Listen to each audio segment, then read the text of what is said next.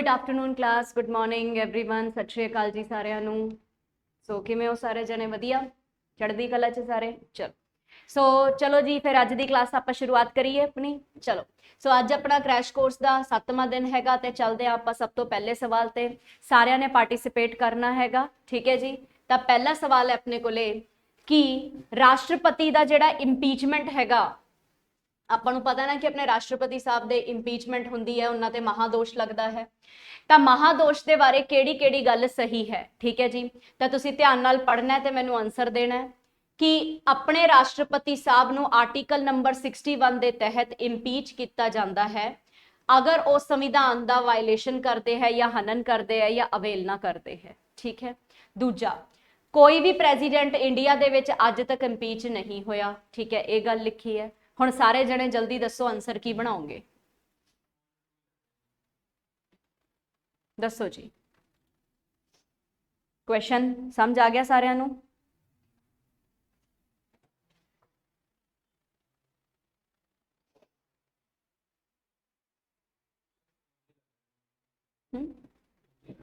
दूजा ही लग रहा सिर्फ, मतलब ओनली 2।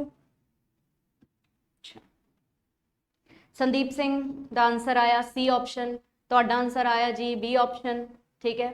तो करैक्ट आंसर है जी सी ऑप्शन, बिल्कुल सही है। क्योंकि आपा पढ़िया होया है कि इंपीचमेंट का आर्टिकल नंबर 61 हैगा ते अज तक इंडिया च किसी भी राष्ट्रपति को आप इंपीच किया ही नहीं। सो दोनों पॉइंट्स बिल्कुल सही ने, शाबाश संदीप, तुहाडा आंसर सही हैगा। अज बाकी बच्चे पता नहीं कित्थे रह गए, हले तक आए नहीं। चलो कोई गल नहीं है, चलते हैं अगले सवाल ते आपां। अगला सवाल अच्छा सवाल है, यह भी ट्राई करना, थानू सारिਆਂ ਨੂੰ आंसर पता होवे। पंचायती राज सिस्टम पार्ट 9 च लिखिया होया हैगा, लेकिन पार्ट 9 दे विच मतलब किहड़ियां स्टेट्स नू पंचायती राज सिस्टम अप्लाई नहीं किया जाता। मतलब पंचायत राज की जिहड़ी प्रणाली है और राज्यां दे उत्ते किहड़े राज्यां ते लागू नहीं हुंदी। तुहानू 3 ग्रुप दिते हुए है, इन्हां 3 चों किस ते लागू नहीं हुंदी तुसीं ओह दसना है। असम, मेघालय, मणिपुर, मेघालय, मणिपुर, मिजोरम, नागालैंड, मेघालय, मिजोरम ते मिजोरम, त्रिपुरा, नागालैंड। दसो जी, ट्राई करो। सत श्री अकाल गुरप्रताप, आओ फिर आंसर दो सारे जने। मैनूं लगता कनैक्शन ब्रेक हो रहा अज सारिਆਂ दे। हाँ जी, कोशिश करो आंसर दिता जाए। ए नहीं, चलो कोई गल नहीं, ਇਹਦਾ आंसर बनेगा बेटा सी ऑप्शन। काफी अच्छा सवाल है ये। नागालैंड, मेघालय, मिजोरम, इन्हां दे विच पंचायती राज सिस्टम अप्लाई नहीं हुंदा, ठीक है जी, बिल्कुल सही है, सी ऑप्शन बनेगा। किसी का आंसर आया अपने कोले? गुरप्रताप का आंसर आया सी, संदीप सिंह सी, शाबाश बेटा, सी ऑप्शन इसका आंसर बनेगा, ठीक है जी। NMM नाल याद कर लो, NMM, नागालैंड, मेघालय, मिजोरम, इन्हां ते पंचायती राज सिस्टम नहीं चलते, ठीक है जी। चलो चलो गुड, अगले सवाल ते चलते हैं। ट्राई करो अगले सवाल का जवाब देने का भी। Which among the following fundamental right is available only to Indian citizen but not to alien. तो क्वेश्चन का मतलब की है, हेठ दिते बुनियादी अधिकारां विचों केड़ा अधिकार सिर्फ भारतीय नागरिकां वास्ते है, सिटीजन वास्ते है, ते परदेसियां वास्ते नहीं है, परदेसियां वास्ते नहीं है। दसना है तुसी मैनू। इक्वैलिटी बिफोर लॉ ते equal protection of law, protection in respect for the convention conviction of offences, freedom of speech and expression, life and personal liberty. पहला तो यार सारे जने मैनू ये दसो, हाँ जी संदीप, दिल्ली च भी नहीं है बेटा, म्यूनसिपैलिटी और यूनियन टैरेटरी च आ गया ना बेटा, तो दिल्ली च भी नहीं है, ठीक है।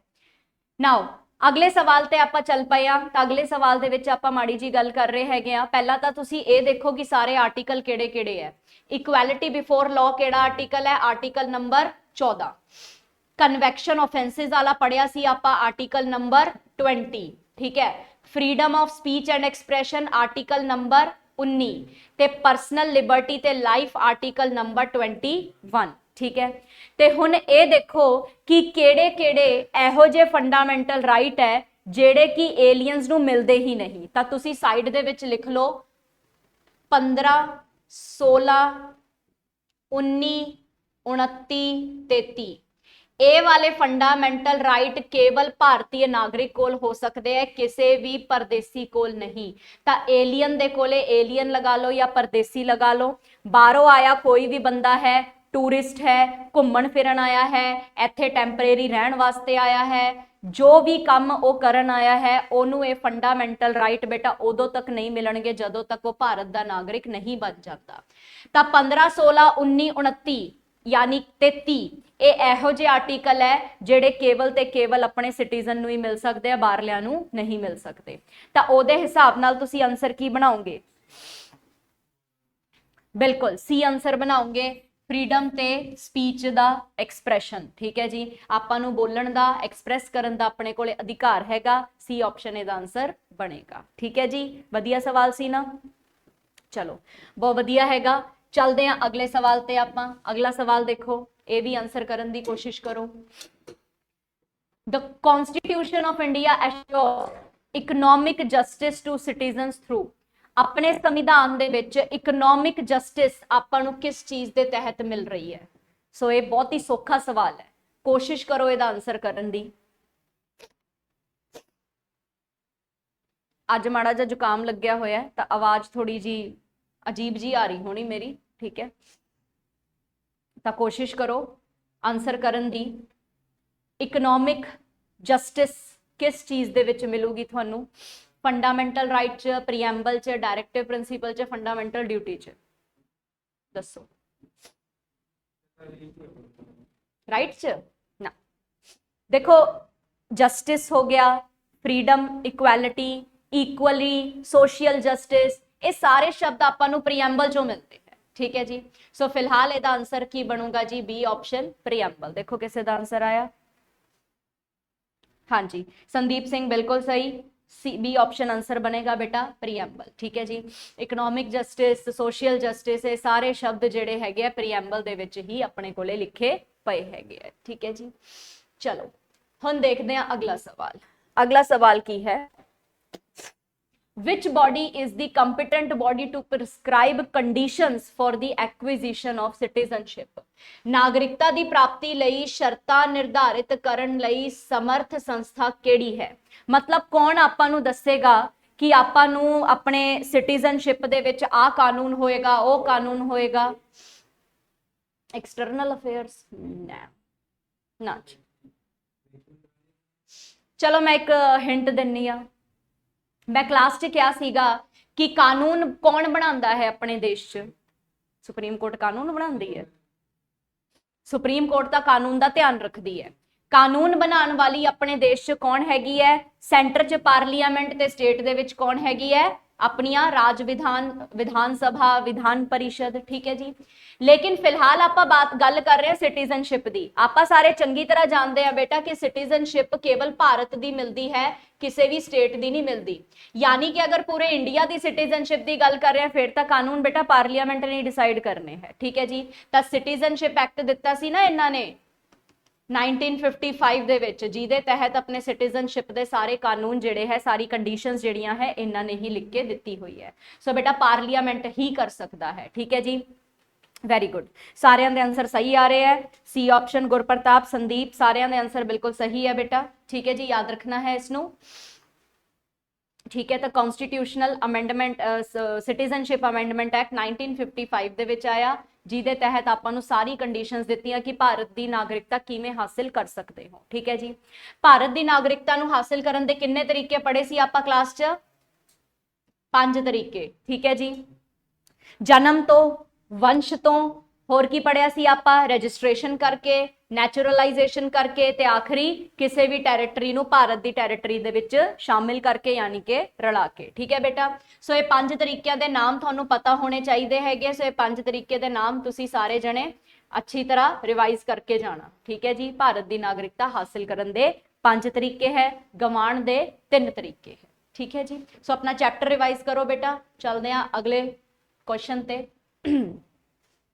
अगला सवाल है, विच of the following produces more severe Burns?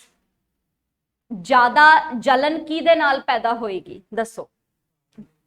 Boiling water नाल, हॉट वाटर नाल, स्टीम नाल, या फिर पिघलदियां होइयां बर्फ दियां चट्टानां उहदे नाल? ਦੱਸੋ ਜੀ। ਭਾਫ ਨਾਲ।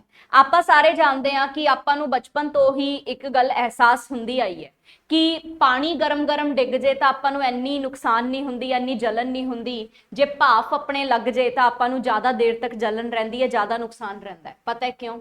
ਕਿਉਂਕਿ ਭਾਫ ਦੇ ਵਿੱਚ ਕੀ ਹੁੰਦਾ ਹੈ, ਸਟੀਮ ਦੇ ਵਿੱਚ ਕੀ ਹੁੰਦਾ ਹੈ, ਲੇਟੈਂਟ ਹੀਟ ਹੁੰਦੀ ਹੈ। ਲੇਟੈਂਟ ਹੀਟ ਦਾ ਮਤਲਬ ਹੁੰਦਾ ਹੈ ਉਹ ਹੀਟ ਜਿਹੜੀ ਇੱਕ ਫਾਰਮ ਨੂੰ दूसरी फॉर्म ਦੇ ਵਿੱਚ ਕਨਵਰਟ ਕਰਦੇ।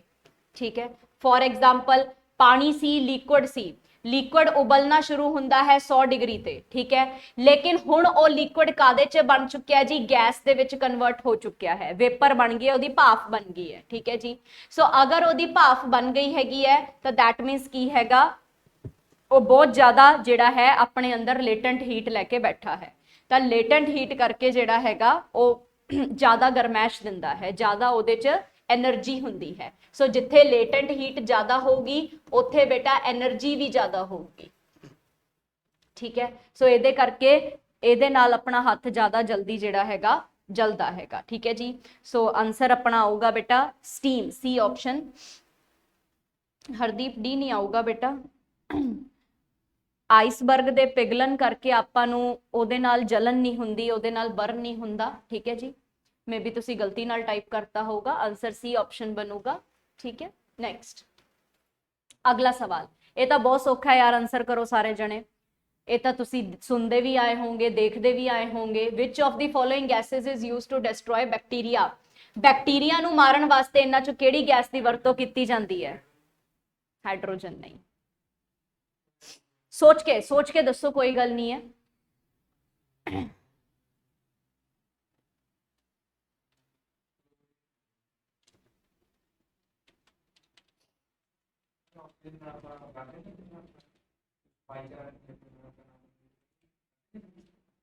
बैक्टीरिया तो नहीं मरता ਉਹਦੇ ਨਾਲ। हाँ जी दसो, कोशिश करो। बिल्कुल जी, गुरप्रताप सही आंसर है जी, ए ऑप्शन बिल्कुल सही। ठीक है, क्योंकि क्लोरीन ਜਿਹੜੀ ਹੈਗੀ ਹੈ ਇਹ ਉਹ ਦਵਾਈ ਹੈਗੀ ਹੈ ਜਿਹੜੀ ਪਾਣੀ ਦੇ ਵਿੱਚ ਬੈਕਟੀਰੀਆਜ਼ ਨੂੰ ਮਾਰਦੀ ਹੈ। ਸੋ ਕਿਤੇ ਵੀ ਬੈਕਟੀਰੀਆ ਮਾਰਨ ਵਾਸਤੇ ਕਲੋਰੀਨ ਗੈਸ ਦਾ ਬੜੇ ਆਸਾਨੀ ਨਾਲ ਇਸਤੇਮਾਲ ਹੁੰਦਾ ਹੈ। ਜਿਹੜਾ ਬੇਟਾ ਆਪਣੇ ਵਾਟਰ ਟੈਂਕ ਹੁੰਦਾ ਹੈ ਨਾ, ਟੰਕੀ ਹੁੰਦੀ ਹੈ ਪਾਣੀ ਦੀ ਜਿਹਨੂੰ ਆਪਾਂ ਵਾਟਰ ਟੈਂਕ ਕਹਿੰਦੇ ਆ, ਵਾਟਰ ਟੈਂਕ ਦੇ ਵਿੱਚ ਵੀ ਜਿਹੜਾ ਹੈ ਕਲੋਰੀਨ ਗੈਸ ਪਾਈ ਜਾਂਦੀ ਹੈ। ਕਦੇ ਕਦੇ ਟੈਪ ਔਨ ਕਰਕੇ ਤੁਹਾਨੂੰ ਲੱਗਦਾ ਹੋਊਗਾ ਨਾ ਕਿ ਪਾਣੀ ਜਿਹੜਾ ਹੈਗਾ ਉਹ ਹਲਕੇ ਚਿੱਟੇ ਜਿਹੇ ਰੰਗ ਦਾ ਹੋਇਆ ਪਿਆ, ਉਹ ਇਸ ਕਰਕੇ ਕਿਉਂਕਿ ਉਸ ਦਿਨ ਕੀ ਕੀਤੀ ਹੁੰਦੀ ਹੈ, ਪਾਣੀ ਦਾ ਜਿਹੜਾ ਟੈਂਕੀ ਹੁੰਦੀ ਹੈ ਉਹਦੀ ਕਲੋਰੀਫਿਕੇਸ਼ਨ ਕੀਤੀ ਹੁੰਦੀ ਹੈ, ਯਾਨੀ ਕਿ ਉਹ ਚ ਕਲੋਰੀਨ ਪਾ ਕੇ ਉਹਨੂੰ ਸਾਫ਼ ਕਰਨ ਦੀ ਕੋਸ਼ਿਸ਼ ਕੀਤੀ ਹੁੰਦੀ ਹੈ। ਠੀਕ ਹੈ ਜੀ, ਸੋ ਇਸ ਕਰਕੇ ਜਿਹੜਾ ਹੈਗਾ ਕਲੋਰੀਨ ਡਿਸਇਨਫੈਕਟੈਂਟ ਦੇ ਤੌਰ ਤੇ ਕੰਮ ਕਰਦੀ ਹੈ, ਇਹ ਬੈਕਟੀਰੀਆ ਨੂੰ ਮਾਰਨ ਦਾ ਕੰਮ ਕਰਦੀ ਹੈ। ਠੀਕ ਹੈ ਜੀ, ਸੋ ਆਨਸਰ ਬਣੇਗਾ ए ऑप्शन। ਸਾਰਿਆਂ ਦੇ ਆਨਸਰ ਸਹੀ ਆ ਰਹੇ ਆ, ਹਰਦੀਪ ਦਾ ਸਹੀ, ਗੁਰਪ੍ਰਤਾਪ ਦਾ ਸਹੀ, ਬਾਕੀ ਵੀ ਦੱਸੋ ਬੇਟਾ। सो फिर चलते हैं आप अगले सवाल ते। 8वां सवाल, ये भी बहुत अच्छा सवाल है, तो कोशिश करना मैं सारे जने पार्टिसिपेट करो। क्वेश्चन की है, जेड़े ऊनी कपड़े है वो शरीर नू गर्म रखते हैं, क्योंकि कारण पूछा है कि गर्म क्यों रखते हैं। ऊनी शरीर ऊन शरीर का तापमान वधाउंदी है, इहदे करके। ऊन गर्मी का माड़ा संचालक है, इहदे करके। ऊन बाहरी वस्तु तो चमकदार गर्मी नू सोक लैंदा है, या ऊन बाहरी वस्तुआं तो गर्मी नू रद्द करती है। सो मतलब वूल की करता है, टैंपरेचर वधाएगा बॉडी का। वूल बैड कंडक्टर है हीट का। वूल जेड़ा है रेडिएंट हीट नू बाहरों एब्जॉर्ब करता है, या वूल जेड़ा हैगा रिजेक्ट करता हैगा अपना आउटर ऑब्जेक्ट्स नू। दसो। नहीं, सी नहीं आएगा। चलो सोचो, दसो की हुंदा है। ऊनी कपड़े पा के आपां नूं गरमैश क्यों मिलती है? चलो मैंने इत्थे एक हिंट दे दिन्नी आ, उस तो बाद तुसी इहदा आंसर लगा लियो। ठीक है जी, जिहड़ी ऊन हैगी है ओह एक बैड कंडक्टर है हीट का। ठीक है, की है? बी है answer. Wool is a bad conductor. ठीक है जी। सो वूल ਜਿਹੜੀ ਹੈਗੀ ਹੈ ਬੈਡ ਕੰਡਕਟਰ ਮੰਨੀ ਜਾਂਦੀ ਹੈ ਹੀਟ ਦੀ, ਜਿਸਕੇ ਕਰਕੇ ਕੀ ਹੁੰਦਾ ਹੈਗਾ ਉਹ ਕਿਸੇ ਵੀ ਬਾਹਰਲੀ ਹੀਟ ਨੂੰ ਅੰਦਰ ਐਂਟਰ ਹੀ ਨਹੀਂ ਹੋਣ ਦਿੰਦੀ। ਠੀਕ ਹੈ ਜੀ। ਕੰਡਕਟਰ ਕੀ ਹੁੰਦਾ ਹੈ, ਮੰਨ ਲਓ ਜੀ ਆ ਚੀਜ਼ ਹੈ ਆਪਣੇ ਕੋਲੇ, ਅਗਰ ਮੈਂ ਇਹਨੂੰ ਕੰਡਕਟਰ ਕਹਿੰਨੀ ਆ ਤਾਂ ਇਹਦਾ ਮਤਲਬ ਕੀ ਹੈ, ਇਹਦੇ ਵਿੱਚੋਂ ਕੋਈ ਚੀਜ਼ ਗੁਜ਼ਰ ਸਕਦੀ ਹੈ। अगर कोई चीज कंडक्टर नहीं है तो ओदे अंदर वो चीज गुजर नहीं सकती। ठीक है जी। सो अगर हीट ਇਹਦੇ अंदर गुजर सकती है, ठीक है, कोई भी हीट वगैरह ਇਹਦੇ अंदर गुजर सकती हैगी है तो की हो जाऊगा जी गुड कंडक्टर, लेकिन अगर नहीं गुजर सकती तो की हो जाऊगा जी बैड कंडक्टर। ठीक है जी। सो ਇਹਦਾ आंसर बी ऑप्शन भी नहीं बनेगा बिल्कुल भी। ठीक है, ਇਹਦਾ आंसर बनेगा डी ऑप्शन, क्योंकि वूल की करती है आउटर ऑब्जेक्ट तो किसी भी हीट ਨੂੰ एंटर नहीं करन ਦਿੰਦੀ। ठीक है जी। सो अगर बाहरों ही एंटर नहीं करन ਦਿੰਦੀ फिर सिद्ध ਹੁੰਦਾ है बैड कंडक्टर। ठीक है जी। फिर नहीं सिद्ध ਹੁੰਦਾ बैड कंडक्टर कि ਆਪਾਂ लिख ਦਿੱਤਾ बस कि ਉਹ बैड कंडक्टर है। हीट ने कित्थों आना है, हीट ने तो बाहरों ही आना है ना जी। सो ऑप्शन ध्यान नाल पढ़ने हैगे, ये हिंट दे तौर ते काम करेगा। असली आंसर की बनेगा कि बाहरले ऑब्जेक्ट दे विचों हीट नूं एंटर करन ही नहीं दिंदा। सो आंसर बनेगा जी डी आंसर। ठीक है जी। सो ਇਹਦਾ आंसर बनेगा अपने कोले डी। सो सारे जने नोट करना बेटा। So bad conductor of heat wool कदों बनूगा, जदों बाहरली किसी चीज नूं एंटर नहीं करन दूंगा। ये डायग्राम थानू इस चीज से हेल्प करूगी, ये डायग्राम हमेशा ध्यान रखना। ठीक है जी। कोई चीज कंडक्टर ता है क्योंकि एंट्री करन दिंदी है, कोई चीज कंडक्टर इसलिए नहीं है क्योंकि एंट्री नहीं करन दे रही। ठीक है जी। चलो फिर चलते हैं अगले सवाल ते। अगला सवाल है गैस थर्मोमीटर जेडे है ज्यादा सेंसिटिव हुंदे है लिक्विड थर्मोमीटर तो, क्यों? क्योंकि गैस की है, गैस की हुंदी है, सोचो। थर्मोमीटर तो समझते हो ना की हुंदा है थर्मोमीटर। देखो किसी भी चीज से मीटर लग्या होवे ओदा मतलब की हुंदा है मापन वाली चीज, इन्हें मापना है। ठीक है। थर्म दा मतलब की हुंदा है हीट। ठीक है, यानी कि हीट मापन वाली जिहड़ी चीज है उन्होंने आपां की कहने आ थर्मोमीटर। तो थर्मोमीटर च आपां की पाने आ, पारा हुंदा है, मरकरी हुंदी है। बिल्कुल सही है। सो लिक्विड थर्मोमीटर दे विच आपां की पाने आ जी पारा पाने आ, पारा हुंदा है मरकरी। ठीक है जी। मरकरी इसलिए पाने आ क्योंकि मरकरी -17 डिग्री ते भी जो की हुंदी है जमदी नहीं है, इस करके अगर जेड़े -40 डिग्री ते भी बैठे हैं ना वो भी उस चीज नूं इस्तेमाल कर सकते हैं। ठीक है जी। सो इसलिए मरकरी का जिहड़ा जमण वाला पॉइंट हुंदा है, फ्रीजिंग पॉइंट हुंदा है, बहुत हाई हुंदा है, तो आपां मरकरी पाने आ। लेकिन सवाल इन्होंने पूछा कि जेडे गैस थर्मोमीटर होंगे ज्यादा सेंसिटिव होंगे, क्यों बेटा? क्योंकि सीधा जा सिद्धांत है कि कोई भी गैस होएगी वो ज्यादा एक्सपैंड होंगी है। क्यों? क्योंकि गैस दे कोले मॉलिक्यूल्स की जगह ज्यादा है। इधर आप गैस वाला चैंबर बना लिया, इधर आप लिक्विड वाला। गैस दे लिक्विड दे जेडे पार्टिकल्स है एक दूजे दे इन्ना दूर होणगे। ठीक है, जबकि गैस दे पार्टिकल बहुते ज्यादा दूर हुंदे है, तो इनू एक्सपैंड करने वास्ते बहुत ज्यादा जगह मिल जाती है, जिहदे करके की हुंदा है ये ज्यादा एक्सपैंड हुंदे है लिक्विड तो। ते जेड़ी चीज ज्यादा एक्सपैंड होएगी ना वो ऑब्वियसली ज्यादा सेंसिटिव रहेगी। जे ज्यादा एक्सपैंड होएगी ज्यादा प्रेशर पाएगी, ज्यादा प्रेशर करके फुट भी सकता हैगा वो। ठीक है जी, ये हो सकता है। ठीक है। सो ये ज्यादा एक्सपैंड करेगी, सो याद रखना है। चलते हैं अगले सवाल पे। अगला सवाल, cryogenics is a science deal with which of the following. ठीक है, क्रायोजेनिक केड़ा विज्ञान है, किस चीज का इस्तेमाल होगा क्रायोजेनिक। आजकल तुसी पढ़ते होंगे आपां सैटेलाइट लॉन्च करते हाँ, क्रायोजेनिक इंजन आपां बनाने हैगे आ, एयरक्राफ्ट दे विच क्रायोजेनिक है, सैटेलाइट दे विच, मिसाइल दे विच क्रायोजेनिक्स जेड़े हैगे है ये बहुत ज़्यादा अगे चल रहे हैं। इनफैक्ट जो अपने कोले हुंदे सी ना डॉक्टर विक्रम साराभाई, तो उन्हां दे समय दे विच भी क्रायोजेनिक दी स्टडी जिहड़ी हैगी है कीती गई सीगी, लेकिन इंडिया च प्रॉपरली इंप्लीमेंट नहीं हो पाया क्योंकि अपने कोले क्रायोजेनिक दी टेक्नोलॉजी दी कमी सीगी। ठीक है। सो क्रायोजेनिक्स की हुंदा है वो समझो। ठीक है, क्रायोजेनिक एक जर्मन शब्द है जिहदा खुद दा मतलब ही की हैगा एहो जी साइंस। देखो जेनिक्स, जेनिक्स मीन्स हुंदी है साइंस। ठीक है, ते क्रायो मीन्स हुंदा है बिलो फ्रीजिंग, बिलो फ्रीजिंग, यानी कि एक एहो जी चीज जिथे तुसी -150 डिग्री सैल्सीयस तक टैंपरेचर च काम कर सकते हो। ठीक है जी, तो -150 डिग्री समझ लो कि बर्फ जमदी है 0 डिग्री ते, उस तो भी घट की गल कर रहा है, ते कोई बहुत ही ज्यादा घट की गल कर रहा है -150।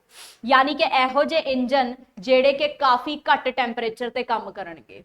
हुणी बता दो आंसर की बनूगा, इहदा ऑप्शन पढ़ के बी ऑप्शन बिल्कुल लो टैंपरेचर्स दी जिहड़ी साइंस है ओनू की कहा जाता है क्रायोजेनिक। ठीक है, ये बेटा न्यूज़ च बहुत रहिंदा है, इसलिए पूछा जा सकता है तुहानू साइंस दे विच कि क्रायोजेनिक्स किस चीज़ ते काम करता है। ये लो टैंपरेचर दी साइंस है, बिलो फ्रीजिंग ते कोई भी चीज़ है उत्थे ये काम करेगा। ठीक है जी, सो आप सैटेलाइट वगैरह भेज रहे हैं, उत्थे नहीं है टैंपरेचर प्रॉपरली, तो कोई चक्कर ही नहीं जी, ये क्रायोजेनिक इंजन काम करेगा अपना। ठीक है जी, डन। चलो फिर चलते हैं अगले सवाल ते। ठीक है, चलो हुण हिस्टरी के सवाल शुरू हो गए, पंजाब हिस्टरी के स्पैशली हुण तो तुहानू सारिआं नू आंसर करना चाहिए हैगा। तो सवाल है अपने कोले, देखो Punjab with its dependencies was formed into a lieutenant governorship. Which of the following was appointed as the first governor of Punjab in 1859? बेटा मॉडर्न हिस्टरी की सी आपां पंजाब दी मॉडर्न हिस्टरी च मैं ये गल तुहानू साफ साफ लिखाई हैगी क्लास च कि अपने पंजाब दे पहले गवर्नर कौन बने सी अंग्रेजां दे।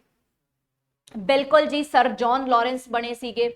पेपर क्वेश्चन च काफ़ी सारियां गल्लां कह दित्तियां जिहदे करके आपां नूं लग्गिया हाय क्वेश्चन बहुत डरावना है, बहुत वड्डा है, लेकिन सवाल अंत च की पूछिया सी, वो छोटा जिहा सवाल जिहड़ा कि आपां नूं आंदा सी पहला तो ही। ठीक है, सो सर जॉन लॉरेंस जिहड़े सीगे अपने की बने सी जी, पहले गवर्नर बने सीगे अपने पंजाब दे, लैफ्टिनेंट गवर्नर। ठीक है जी, सो पहला इन्हां दी पोजीशन चीफ कमिश्नर दी सीगी, फिर ये की बन गए सी लैफ्टिनेंट गवर्नर। ठीक है जी, सो समझ आया सारिआं नूं? हरदीप सिंह बी ऑप्शन सही है। ठीक है, चलते हैं फिर अगले सवाल ते। अगला सवाल पढ़ो ते उत्तर देने की कोशिश करो। रणजीत सिंह जी ने कोहिनूर केड़े राजा तो लिया सी काबुल दे विच? लो जी, सवाल है रणजीत सिंह जी ने काबुल दे विच केड़े राजा तो लिया सीगा कोहिनूर हीरा लिया सीगा?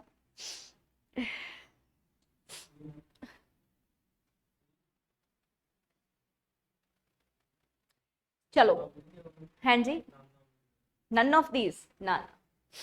हाँ जी, किसी को आंसर पता होवे? हरदीप बी ऑप्शन जमा सही बेटा, शाह शूजा तो लिया हैगा। हुण ए वाला शाह शूजा बेटा मुगल नहीं है, क्योंकि मुगलों के विच भी एक शाह शूजा अपने किंग हुंदे सी, लेकिन ये मुगल नहीं है। ये है शाह शूजा दुरानी, शाह शूजा दुरानी। ते दुरानी वंश जिहड़ा है बेटा अफगानिस्तान च चलदा सी, अफगानिस्तान का पूरा वंश हैगा शाह शूजा दुरानी। ठीक है जी, तो एक बार की होया सीगा कि अपने जिहड़े आह सीगे रणजीत सिंह जी सीगे, जदों इन्हां ने अफगानिस्तान ते अपनी मुहिम चलाई हुई सी, तो उस वेले शाह शूजा नूं ना किसी ने अरेस्ट किया होया सीगा। शाह शूजा की जिहड़ी वाइफ सी वफा बेगम, उन्हां दा नाम सीगा। वफा बेगम ने कहा कि जे तुसी मेरे पति नूं मतलब रिहा करा के लै आओगे, उहदी जान बचा लोगे, तो मैं तुहानूं कोहिनूर पेश करूंगी। ठीक है, तो उन्हें मतलब जिहड़ा हैगा उन्होंने प्रॉमिस निभाया ते शाह शूजा नूं जिहड़ा हैगा फ्री करवाया, आजाद करवाया। तो उन्हें की किया, वफा बेगम ने की किया, झूठा नकली हीरा जिहड़ा हैगा फड़ा दिता सीगा। ठीक है, हुण उहनूं जिवें ही पता लग्या रणजीत सिंह जी नूं कि हीरा नकली हैगा, उन्होंने बड़ा गुस्सा आया ते उन्होंने जिहड़ा हैगा शाह शूजा दे मतलब पूरे पूरे दे पूरे एम्पायर दे उत्ते कब्जा लैण दी कोशिश की, जिस दे करके की होया शाह शूजा बाद दे विच कहंदे कि साडे तो गलती हो गई, तुसी असली कोहिनूर जिहड़ा है वो लै जाओ। ठीक है जी, सो कोहिनूर जिहड़ा हैगा उन्हां तो मिलिया सी। हाँ जी, हरदीप सिंह बिल्कुल सही है, दी वाइफ ने दिता सीगा। ठीक है जी, लेकिन उन्हें नकली दिता सीगा, लेकिन बाद च जिहड़ा हैगा ओदी मतलब असली हीरा शाह शूजा ने उन्होंने दे दिता सी। सो एक्चुअली दे विच तां राजे दा नाम ही बोलदा हैगा। ठीक है, तां राजे दा नाम जिहड़ा सीगा शाह शूजा सी, जिस तो जिहड़ा है काबुल दे विच रणजीत सिंह जी ने लिया सी। Lakhvir good afternoon. ठीक है, चलो वधिया सवाल सीगा, चलते हैं अगले सवाल ते। अगला सवाल है first battle of Anandpur Sahib took place in the year? ये तो आप यार सारे ने क्लास च पढ़ी हुई है। आनंदपुर साहिब की पहली लड़ाई दसो।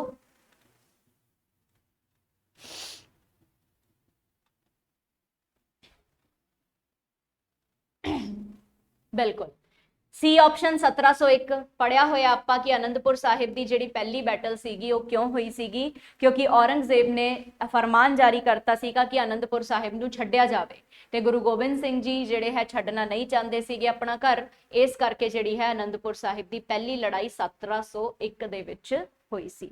ਬਿਲਕੁਲ ਸਹੀ ਹੈ ਲਖਵੀਰ, ਆंसर ਸੀ ਆਪਸ਼ਨ ਬਣੇਗਾ। ਸੰਦੀਪ ਸਿੰਘ ਤੁਹਾਡਾ ਵੀ ਸਹੀ, ਹਰਦੀਪ ਤੁਹਾਡਾ ਵੀ ਸਹੀ, ਗੁਰਪ੍ਰਤਾਪ ਵੈਰੀ ਗੁੱਡ, ਸਾਰਿਆਂ ਦੇ ਆंसर्स ਬਿਲकुल ਸਹੀ ਜਾ ਰਹੇ ਹੈ। ਚਲੋ ਫਿਰ ਦੇਖੋ ਅਗਲਾ ਸਵਾਲ ਤੇ ਆंसर दो बेटा ਮੈਨੂੰ।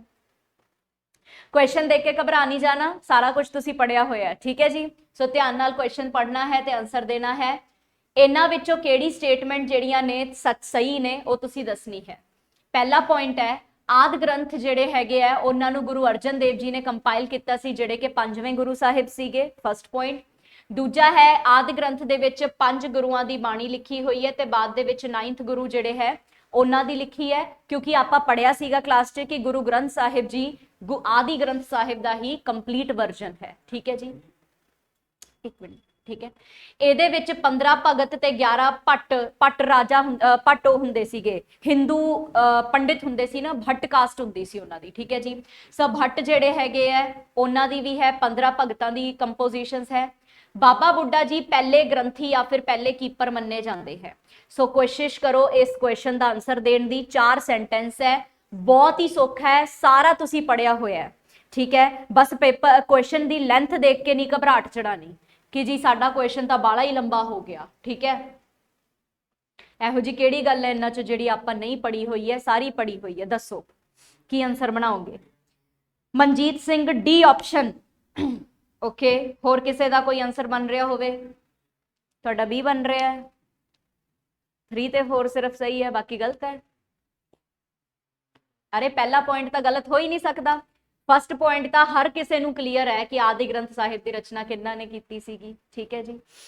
सो जी 1604 च कंप्लीट किया सी जी। D option Manjeet D, Gurpratap D, ठीक है बिल्कुल सही है जी। सारियां दा आंसर जमा सही है, डी ऑप्शन आएगा क्योंकि सारे पॉइंट बिल्कुल सही है, ठीक है जी। सारे पॉइंट बिल्कुल सही है।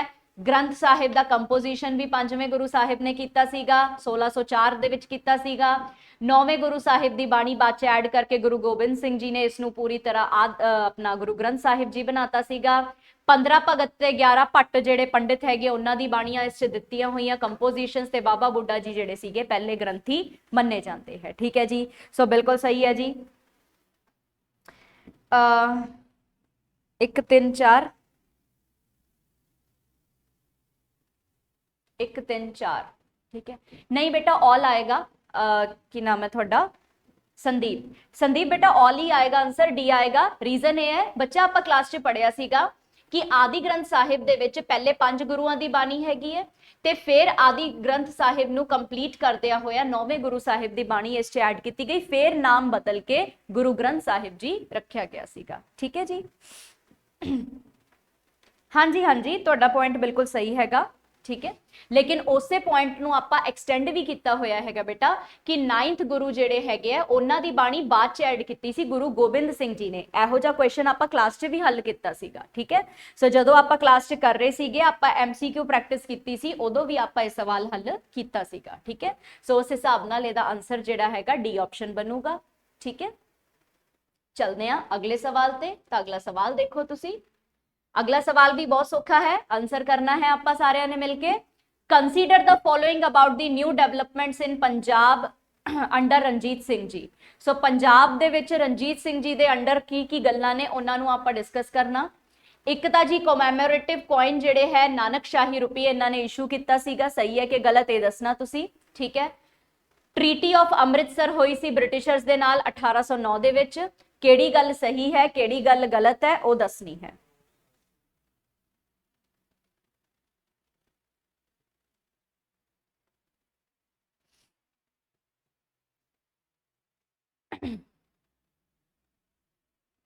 हाँ जी, सो 15वें सवाल का जवाब देने की कोशिश करो की बनता है। Very good Sandeep, C option बिल्कुल सही है बच्चा। ऑल ऑफ दी अबव, दोने ही पॉइंट बिल्कुल सही है जी। नानक शाही रुपी भी जिहड़ा हैगा रणजीत सिंह जी ने डेवलप किया सीगा अपने गुरु नानक देव जी नूं कोमैमोरेट यानी कि याद करते हुए, ठीक है जी, यादगारी दे विच, ठीक है। ते अमृतसर दी ट्रीटी भी जिहड़ी ब्रिटिशर्स नाल होई सी, ठीक है। तुहाडा भी सही है, इन्हां दा भी सही है, सारियां दे आंसर सही आ रहे हैं। Hardeep very good, Sandeep very good, Gurpratap जमा सही, ठीक है जी। चलो फिर बहुत वधिया, चलते हैं अगले सवाल ते। आ जाओ जी। अच्छा, अगला सवाल हुण मॉडर्न हिस्टरी तो आया है ते हिस्टरी पूरे इंडिया लैवल दी है, कल्ले पंजाब दी नहीं है। Which of the following statement about Congress is are correct. Congress ਦੇ ਬਾਰੇ ਇਹਨਾਂ ਚੋਂ ਕਿਹੜੀ ਗੱਲ ਬਿਲਕੁਲ ਸਹੀ ਹੈਗੀ ਹੈ, ਸਾਰਿਆਂ ਨੇ ਆਨਸਰ ਕਰਨਾ ਹੈਗਾ। ਠੀਕ ਹੈ, ਪਹਿਲਾ ਸੈਸ਼ਨ ਹੋਇਆ ਸੀ ਇੰਡੀਅਨ ਨੈਸ਼ਨਲ ਕਾਂਗਰਸ ਦਾ ਗੋਕੁਲ ਦਾਸ ਤੇਜਪਾਲ ਸੰਸਕ੍ਰਿਤ ਕਾਲਜ ਬੰਬੇ ਦੇ ਵਿੱਚ। ਪਹਿਲੇ ਸੈਸ਼ਨ ਦੇ ਪ੍ਰੀਜ਼ਾਈਡਿੰਗ ਆਫੀਸਰ ਦਾਦਾ ਭਾਈ ਨਾਰੋਜੀ ਸੀਗੇ। ਪਹਿਲੇ ਸੈਸ਼ਨ ਨੂੰ 72 ਡੈਲੀਗੇਟਸ ਨੇ ਅਟੈਂਡ ਕੀਤਾ ਸੀਗਾ। 2 ਮਿੰਟ ਲਗਾਓ ਤੇ ਮੈਨੂੰ ਆਨਸਰ ਦਿਓ ਇਹਦਾ ਕੀ ਬਣੇਗਾ।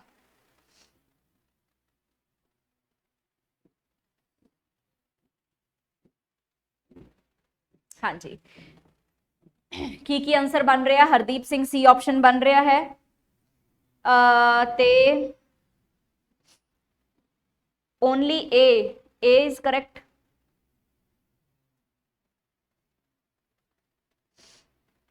ध्यान नाल पढ़ो बेटा, आंसर करो। हाँ संदीप, संदीप की कहना चाहते हो तुसी, केड़ा करेक्ट है बेटा? 1 ते 3 ठीक है, चलो।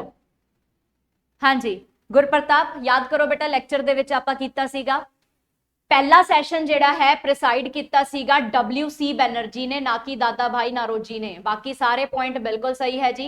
WC बैनर्जी, वोमेश चंद्र बैनर्जी पहले INC दे पहले सैशन दे अध्यक्ष बने सीगे। पहला सैशन गोकुल दास तेजपाल संस्कृत कॉलेज च होया सी, ये भी गल आपां पढ़ी हुई है, जिहड़ा कि बॉम्बे च हैगा। ते पहला सैशन 72 डेलीगेट्स ने अटेंड किया सी, तो उस हिसाब नाल दूजा बिल्कुल गलत है, तो आंसर की बनूगा जी? C option बनूगा 1 and 3। ठीक है जी, शाबाश। चलो, सो सारे दे आंसर बिल्कुल सही आ गए हैं, सारे पॉइंट्स बिल्कुल क्लीयर है, बहुत चंगे तरीके नाल, बहुत वधिया पार्टिसिपेशन है सारिਆਂ ਦਾ। अगले सवाल का जवाब दो फिर। इंडियन नैशनल कांग्रेस के पहले जनरल सैकरेटरी कौन सी?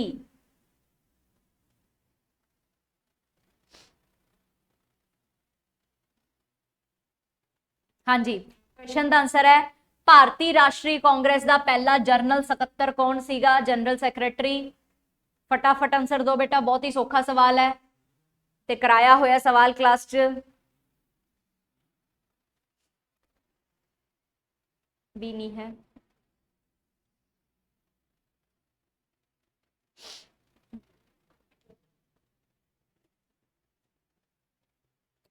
चलो, ये चारे ही ऑप्शन किसी ना किसी चीज वास्ते इंपॉर्टेंट है, जिमें कि ए नहीं। चलो चलो, ये चारे ही ऑप्शन आप डिस्कस कर लेने। खैर मैं हिंट दिनी थानू एक क्वेश्चन का आंसर आया किसी का? हाँ गुरप्रताप याद आया, संदीप वेरी गुड, संदीप गुरप्रताप जमा सही है जी, सी ऑप्शन बनूगा। ठीक है जी, एदा आंसर बनूगा एलन ऑक्टावियन ह्यूमे।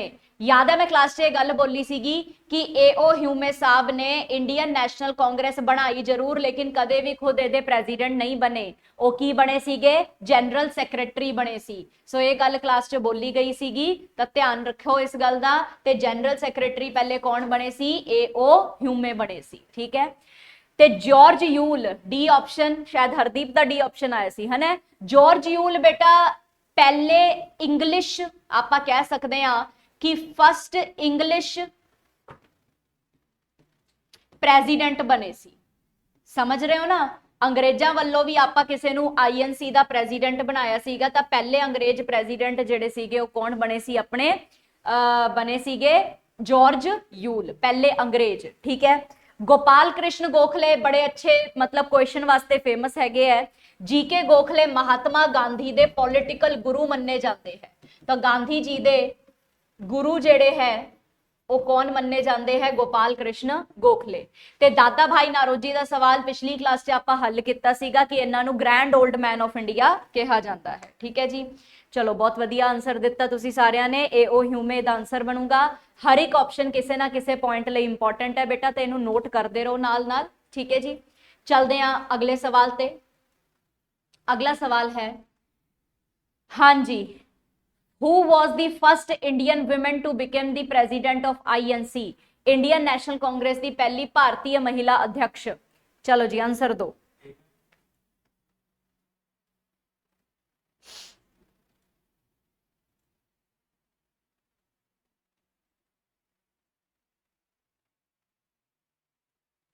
हाँ जी, कौन बने सी?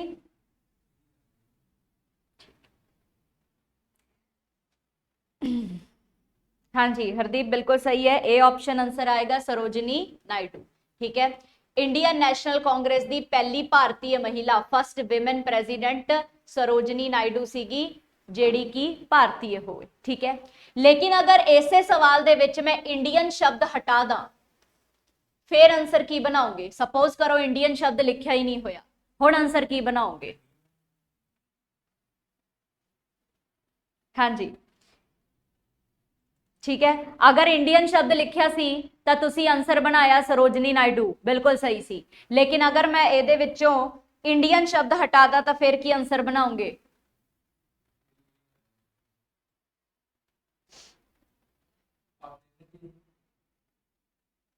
हाँ जी बिल्कुल हरदीप, गुरप्रताप, संदीप सारिਆਂ ਦੇ सही हैगे है। अगर इंडियन शब्द हटा दईए तो एनी बेसेंट ਜਿਹੜੀ ਸੀਗੀ ਉਹ ਪਹਿਲੀ महिला अध्यक्ष बनी सी अपने इंडियन नैशनल कांग्रेस की। ठीक है, तो एक शब्द नाल ही सवाल का जवाब बदल जाता है। सो याद रखना, जे इंडियन शब्द हटा दईए तो आंसर बनूगा सी ऑप्शन, इंडियन शब्द लग्या रहन दईए तो आंसर बनूगा ए ऑप्शन। ठीक है जी, शाबाश। चलो फिर चलते हैं अगले सवाल पे। अगला सवाल है, who founded the English weekly new India? New India अंग्रेजी दे विच छपन वाला हफ्ते वाला अखबार सीगा। ठीक है, इंग्लिश वीकली हुंदा हैगा वीकली, अच्छा इन्होंने भी वीकली लिखा होया है। हफ्ते वाला सप्ताह जिहड़ा हैगा आंदा हैगा ओनू आपां वीकली कहंदे आ। किन्ना ने बनाया सीगा, किन्ना ने छापिया सी, दसो? New India? अरे नहीं, न्यू इंडिया लाला लाजपत राय तो नहीं है। हाँ जी, कौन देगा आंसर न्यू इंडिया का?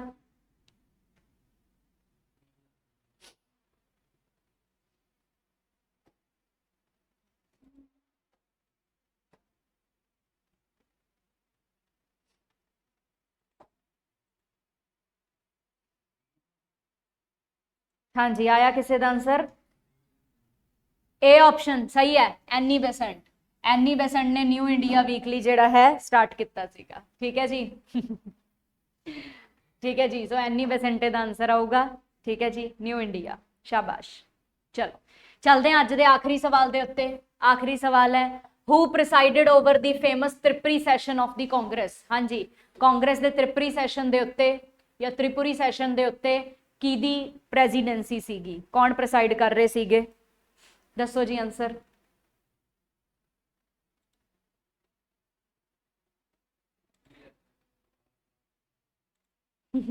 लग रहा है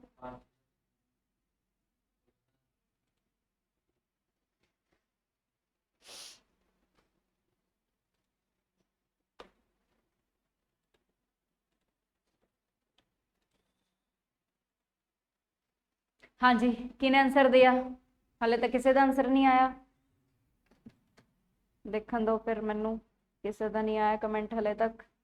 चलो सी मे बी 1939 वाला संदीप सिंह 1939 वाली गल तुहाडी बिल्कुल सही है संदीप, 1939।